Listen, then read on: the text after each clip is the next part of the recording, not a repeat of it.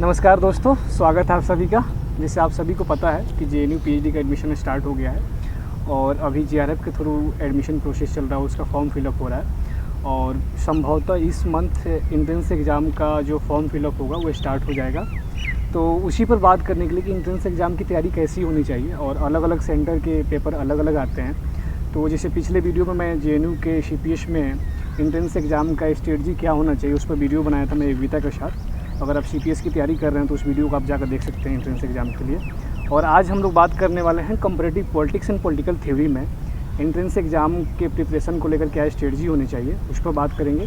और उसमें एंट्रेंस के थ्रू एडमिशन होगा, ना कि जीआरएफ के थ्रू। और दूसरी बात कि इस बार सीट भी ज़्यादा है, संभवतः हर साल 4-5 सीट रहती है उसमें, और इस बार 9 सीट उसमें आई है। तो उसी के स्ट्रेटजी को लेकर हम लोग बात करेंगे कि एंट्रेंस एग्ज़ाम की स्ट्रेटजी क्या होनी चाहिए।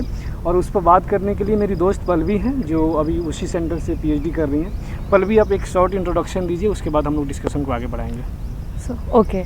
So it's also raining right now and we are actually shooting this video in so much difficulty, but yes, since we have to do this, so here I am. I am Pallavi Raj and currently I am enrolled in a PhD program in Jawaharlal Nehru University from the Center for Comparative Politics and Political Theory. It falls under School of International Studies, and last year I also cleared UGC NET JRF exam, and currently I am also teaching as a guest faculty in Miranda House, University of Delhi, and my research area revolves around the policy of Jivika in Bihar, and currently I am also researching on areas of political technology and governance. तो सबसे पहले पल्लवी हम इसी से शुरुआत करते हैं कि जैसे आपने पिछले बार, मुझे जहाँ तक पता है कि आपने जीआरएफ भी निकाला था, हैदराबाद यूनिवर्सिटी भी निकाला था आपने एंट्रेंस एग्ज़ाम, और वहाँ आपका एडमिशन हुआ था, और जेएनयू भी आपने निकाला था, और डीयू में भी आपने इंटरव्यू दिया था। तो एंट्रेंस एग्ज़ाम की जो तैयारी कर रहे हैं जो बिगनर्स हैं, उनको कहाँ से स्टार्ट करना चाहिए आपके हिसाब से? अगर किसी भी सेंटर में वो अगर एंट्रेंस एग्ज़ाम देने जा रहे हैं तो उनका अप्रोच क्या होना चाहिए? कौन सा ओरिजिन पॉइंट है जहाँ से उनको स्टार्ट करना चाहिए आपके हिसाब से? Okay, so I'll take this question in 2 parts. So as a beginner, we should always look at how the questions are coming since past 10 years. And sorry Pallavi, मैं रुक रहा हूँ आपको। कोशिश आप कीजिए कि थोड़ा बाइलिंगुअल रहने के लिए, क्योंकि ज़्यादा जो मेरे व्यूअर्स हैं वो हिंदी ज़्यादा। तो अगर आप शुरुआती दौर में हैं कि आपको पीएचडी में एंटर करना है और एंट्रेंस एग्ज़ाम देना है, तो उसके लिए एज अ बिगनर आपको सबसे पहले तो क्वेश्चन पेपर पास 10 साल के तो ज़रूर ही देखने होंगे। उसके बगैर तो बहुत मुश्किल लगता है चीज़ें, और एक सेंस भी बन जाएगा कि क्वेश्चन किस पैटर्न में आ रहे हैं, और उसी पैटर्न में हर बार रिपीट होता है। क्वेश्चन भले चेंज हो सकते हैं लेकिन आइडिया वो वही सेम रहेगा।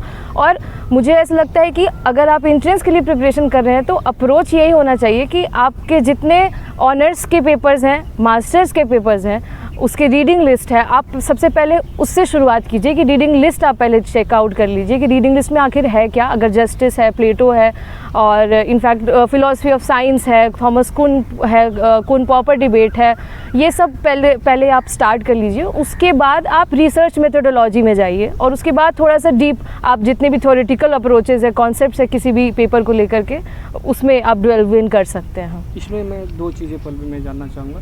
जैसे आपने बोला कि अगर बिगिनिंग करना है तो सबसे अच्छा है कि आप प्रीवियस ईयर पेपर देखिए किसी भी सेंटर का। जैसे आपका सेंटर है तो उसका प्रीवियस ईयर पेपर आप देखिए कि वहाँ से आपको एक सेंस बनेगा कि क्वेश्चन किस पैटर्न से पूछा जा रहा है और कहाँ से पूछा जा रहा है। दूसरा, आपने सजेस्ट किया कि जो भी आपके मास्टर्स लेवल में जो भी रीडिंग्स पढ़ाया जा रहा है उसको देखिए आप, कि वहाँ से एक सेंस बनेगा आपको। ठीक है, तो हम आते हैं पॉलिटिकल साइंस वाले सेक्शन में। खासकर जैसे पॉलिटिकल साइंस सेक्शन, जैसे खासकर जो पीएचडी का एडमिशन होता है, जिससे आपको पता होगा कि उसमें रिसर्च मेथोडोलॉजी का भी सेक्शन ठीक ठाक होता है और पॉलिटिकल साइंस का भी सेक्शन आपका ठीक ठाक होता है। तो अभी हम लोग बात करेंगे पॉलिटिकल साइंस वाला। पॉलिटिकल साइंस को सिलेबस का कवर करने का आपका अप्रोच क्या था? आपने यूजीसी नेट वाला जो सिलेबस था उसी को बेस बनाया था कि या आपका अलग अप्रोच था पीएचडी एंट्रेंस एग्जाम को लेकर? ओके, सो या यूजीसी नेट सिलेबस जब आप प्रिपेयर कर रहे होते हैं नेट जेआरएफ के, तो बहुत सारे टॉपिक्स आपके ओवरलैप करते हैं, वो कवर हो जाता है। लेकिन जब आप जेएनयू या पीएचडी जैसे एंट्रेंस की तैयारी कर रहे होते हैं तो आपके लिए ये बहुत ज़रूरी है कि आप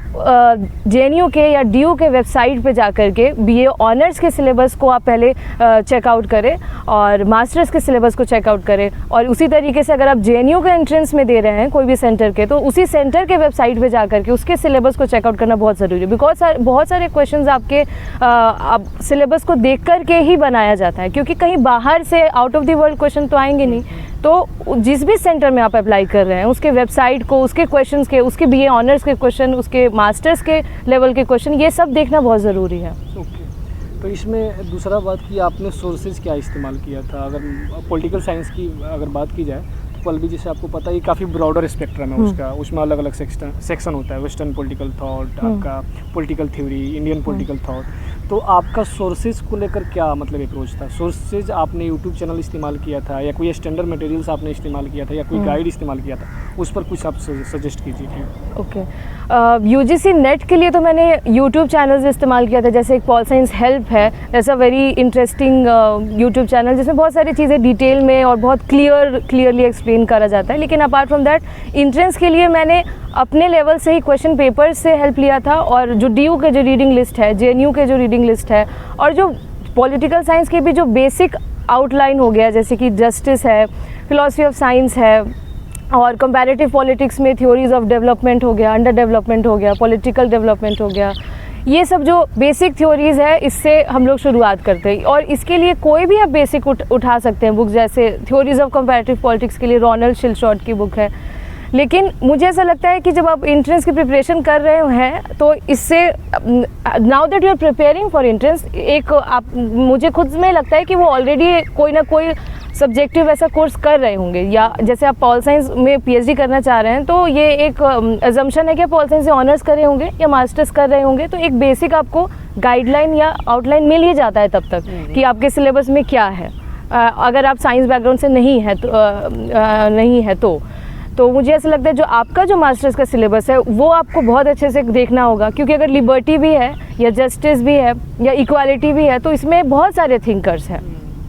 तो आपका मतलब पल्लवी, अगर मुझे करेक्ट कीजिएगा, मैं जहाँ तक सेंस कर पा रहा हूँ आपकी बातों का, आपका कहना है कि जो मास्टर्स का जो सिलेबस डिज़ाइन किया गया MA का, हाँ। और जैसे मान लीजिए आप JNU में एडमिशन लेने आ रहे हो तो जो मास्टर्स के सिलेबस डिजाइन किया गया सेमेस्टर्स को, उसको सही से देखने की जरूरत है, और उसी के हिसाब से अपना स्ट्रेटजी बनाना है एंट्रेंस एग्जाम को। बिल्कुल, और उसको लेकर आप अलग अलग सोर्सेज इस्तेमाल कर सकते हैं जो भी आपको कंफर्टेबल लगे, क्योंकि एक जगह आपको सारी चीज़ें नहीं मिलेंगी। हाँ। अब दूसरा हम लोग सबसे ज़्यादा इंपॉर्टेंट सेक्शन पाते हैं पल्लवी कि रिसर्च मेथोडोलॉजी वाले पार्ट से अच्छे खासे क्वेश्चन आते हैं, और काफ़ी, अब आप देखिएगा तो जैसे CPS की मैं बात करूँ तो काफ़ी अप्लाइड क्वेश्चन पूछा जाता है। तो आप अपने सेंटर की खासकर आपका, मुझे जहाँ तक पता है कि आपका अच्छा खासा, आपकी 85 या 86 के आसपास मार्क्स आया था 100 में, तो आपका रिसर्च मेथोडोलॉजी को लेकर क्या स्ट्रेटजी था? उसको लेकर कोई अपने बुक्स अगर आप सजेस्ट करना चाहें, या उसको लेकर कोई यूट्यूब चैनल जो रिसर्च मेथोडोलॉजी वाला जो पार्ट होता है, खासकर उसमें फिलॉसफी ऑफ साइंस का आप देखिएगा, जैसे आपने बताया थॉमस कून और कार्ल पॉपर का डिबेट, इरी लकाटो, जिनका बुक जो आते हैं काफ़ी इनके आइडियाज़ पूछे जाते हैं, उस पर आप सजेस्ट कीजिए कि उसको लेकर क्या अप्रोच होना चाहिए। ठीक है, तो चूँकि मैंने 2 यूनिवर्सिटीज़ के एंट्रेंस को क्लियर करा है तो मैं बताऊंगी कि यूनिवर्सिटी ऑफ हैदराबाद के लिए मैंने डेविड मैकनैब को यूज़ करा था। उस बुक की नाम है research methods in political science. बहुत अच्छी बुक है और फ्यूचर के लिए भी हम लोग उसे यूज़ कर सकते हैं। अपार्ट फ्रॉम दैट, कोठारी की भी रिसर्च मेथोडोलॉजी की बुक है, वो बेसिक है।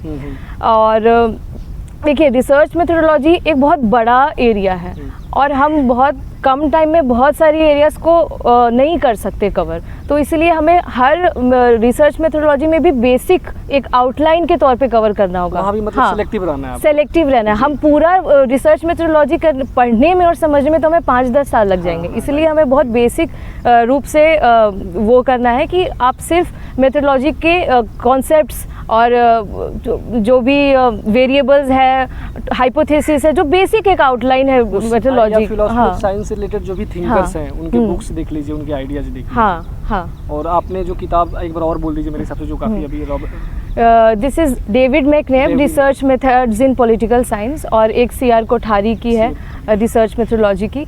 और मेथोडोलॉजी में मैंने ऐसे देखा है कि स्टूडेंट्स बहुत परेशान हो जाते हैं, मैं खुद भी परेशान थी, लेकिन उतना टफ क्वेश्चन नहीं आता है। कुछ क्वेश्चंस आएंगे 10 से 15 क्वेश्चन, और वो बहुत डीप में भी नहीं आता है। इट्स जस्ट दैट कि चूँकि ये PhD एंट्रेंस एग्ज़ाम है, इसमें आपको ये अजम्पशन के साथ ये क्वेश्चन बनाया जाता है कि स्टूडेंट्स को बहुत ज़्यादा मेथोडोलॉजी के बारे में नॉलेज नहीं है।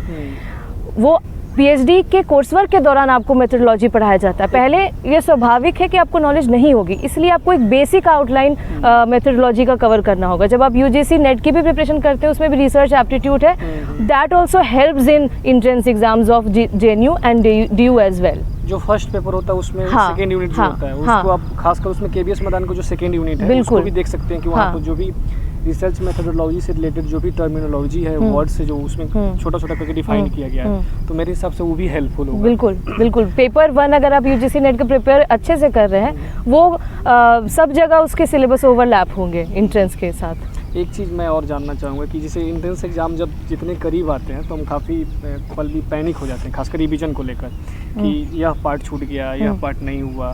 तो मेरे हिसाब से इसमें आपने नोट्स या रिवीजन को लेकर आपका क्या स्ट्रेटजी था? मतलब मुझे ऐसा लगता है कि पैनिक मोस्टली इसलिए होता है क्योंकि लास्ट तक आते आते हमारे पास इतना सारा सिलेबस हो जाता है जिसे हम समझ नहीं पाते कि अब पहले कौन सा करें बाद में कौन सा करें।